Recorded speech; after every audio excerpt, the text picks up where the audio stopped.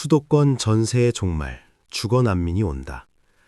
화요일 아침 8시, 김영희 씨는 집주인에게서 온 문자를 보고 손이 떨렸습니다.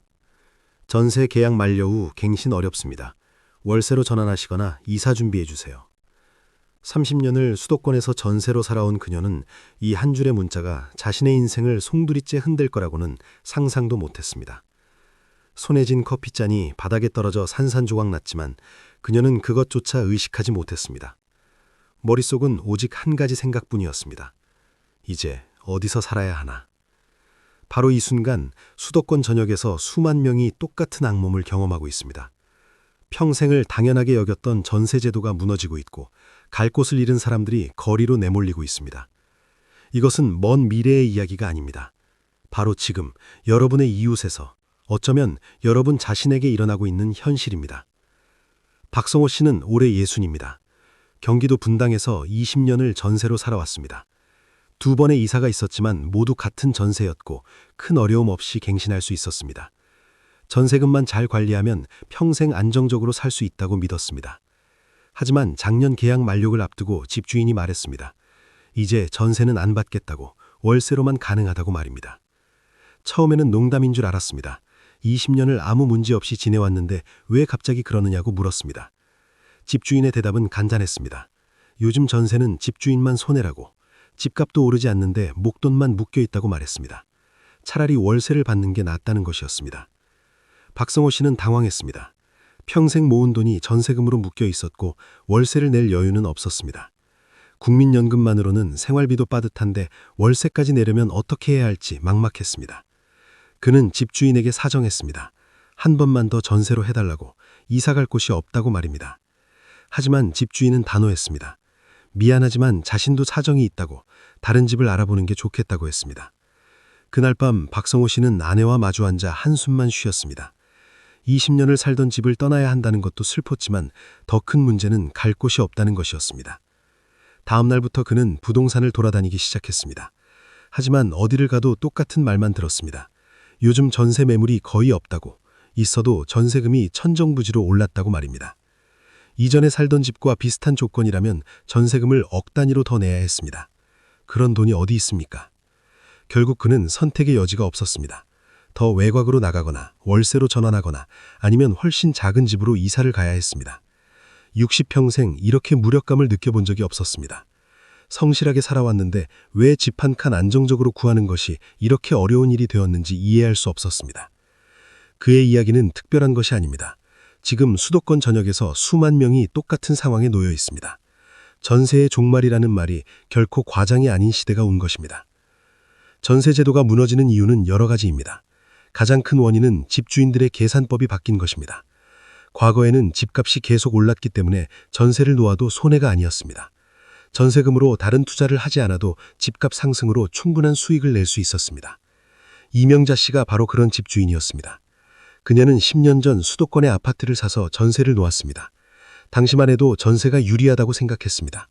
세입자는 안정적으로 살 수 있고 집주인은 집값 상승으로 이익을 보는 윈윈 구조였습니다. 하지만 최근 몇 년간 상황이 완전히 바뀌었습니다. 집값이 정체되거나 오히려 떨어지면서 전세 보증금은 그냥 묶여만 있었습니다. 그 돈을 은행에 예금만 했어도 이자를 받을 텐데 아무런 수익도 없이 묶여 있으니 손해라는 생각이 들었습니다. 게다가 전세 사기 사건들이 연일 뉴스에 나오면서 불안감도 커졌습니다. 고민 끝에 그녀는 결정했습니다. 계약 만료 시 전세를 월세로 전환하기로 한 것입니다. 세입자에게 미안한 마음은 있었지만 자신의 재산도 지켜야 했습니다. 월세로 전환하면 매달 안정적인 수입이 생기고 보증금 부담도 줄어들었습니다. 이처럼 집주인들의 생각이 바뀌면서 전세 물량이 급격히 줄어들고 있습니다. 남아있는 전세도 가격이 치솟아 일반인들이 감당하기 어려운 수준이 되었습니다. 전세 시장이 무너지고 있는 것입니다. 또 다른 원인은 금리 상승입니다. 과거 저금리 시대에는 전세 보증금을 운용해도 수익이 적었기 때문에 집주인들이 크게 신경 쓰지 않았습니다. 하지만 금리가 오르면서 상황이 달라졌습니다. 최철수 씨는 이것을 계산해 봤습니다. 그가 받은 전세 보증금이 3억이었는데 이것을 은행에 예금하면 연간 1,000만 원이 넘는 이자를 받을 수 있었습니다. 반면 전세로 놓으면 아무런 수익이 없었습니다. 게다가 집 수리비나 관리비 문제로 세입자와 다툴 일도 있었습니다. 고민할 필요도 없었습니다. 그는 즉시 전세를 월세로 전환했습니다. 보증금은 대폭 줄이고 대신 월세를 받기로 했습니다.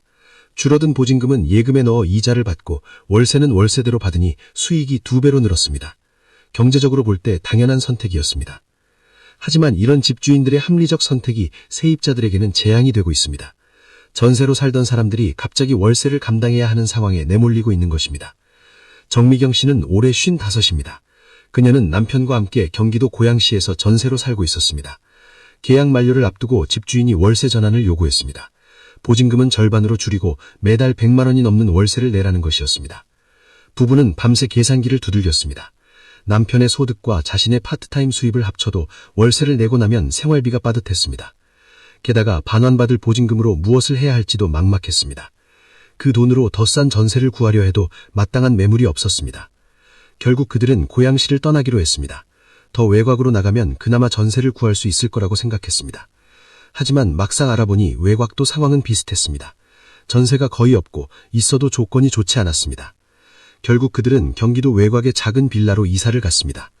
새로운 집은 이전보다 훨씬 작았고 교통도 불편했습니다.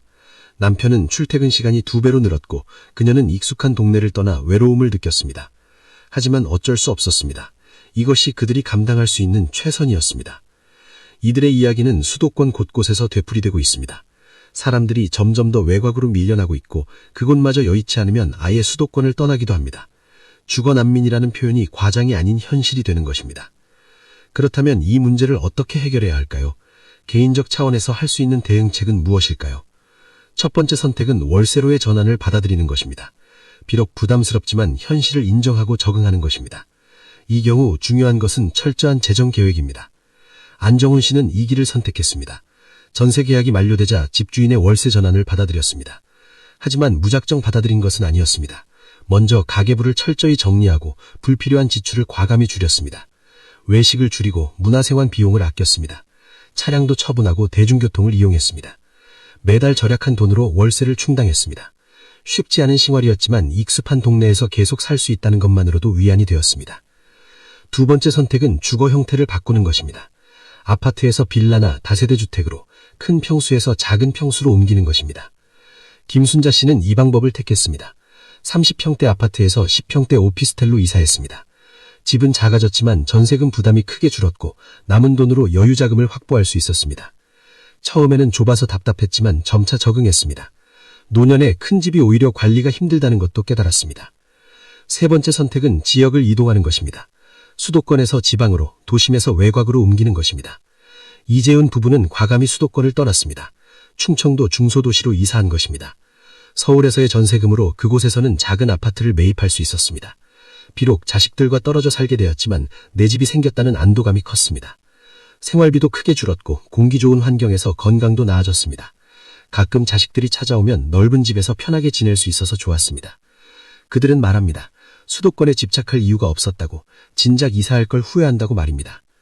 네 번째 선택은 공공임대주택을 알아보는 것입니다. 정부와 지자체에서 운영하는 임대주택에 신청하는 것입니다. 박영희 씨는 이 방법으로 문제를 해결했습니다. 오랜 대기 끝에 공공임대주택에 당첨되었습니다. 시세보다 훨씬 저렴한 임대료로 안정적으로 살 수 있게 되었습니다. 당첨 확률이 낮아 쉽지 않지만 조건이 맞는다면 시도해볼 가치가 있습니다. 다섯 번째 선택은 가족과의 동거입니다. 자식들과 함께 살거나 형제자매와 함께 사는 것입니다. 최명숙 씨는 결혼한 딸과 함께 살기로 했습니다. 처음에는 서로 불편할까 걱정했지만 막상 같이 살아보니 장점이 많았습니다. 손주 육가를 도울 수 있었고 딸 부부는 주거비 부담이 줄어들었습니다. 무엇보다 외롭지 않았습니다. 노년에 가족과 함께하는 것이 최선일 수도 있다는 것을 깨달았습니다. 전세의 종말은 개인의 문제 넘어 사회적 문제입니다. 정부도 이 문제를 인식하고 여러 대책을 내놓고 있습니다. 하지만 근본적인 해결은 쉽지 않아 보입니다. 결국 각자가 자신의 상황에 맞는 해법을 찾아야 합니다. 중요한 것은 현실을 직시하는 것입니다. 과거로 돌아갈 수는 없습니다. 전세가 다시 활성화될 가능성은 낮습니다. 이 새로운 현실을 받아들이고 거기에 맞는 전략을 세워야 합니다. 또한 빨리 대응할수록 좋습니다. 상황이 더 나빠지기 전에 미리 준비하고 결정하는 것이 유리합니다. 계약 만료가 임박해서야 허둥대면 선택의 폭이 좁아집니다. 무엇보다 희망을 잃지 말아야 합니다. 어렵고 힘든 상황이지만 길은 있습니다. 많은 사람들이 이 위기를 극복하고 새로운 삶을 찾아가고 있습니다. 여러분도 할 수 있습니다. 오늘 이 영상이 어려운 주거 문제로 고민하시는 분들에게 작은 도움이 되었기를 바랍니다. 전세의 종말이라는 거대한 변화 속에서도 각자의 길을 찾아 안정적인 삶을 이어가시기를 바랍니다. 더 많은 분들이 이 정보를 접할 수 있도록 구독과 좋아요 부탁드립니다. 여러분 모두 따뜻한 보금자리에서 평안한 나날 보내시기를 진심으로 기원합니다. 감사합니다.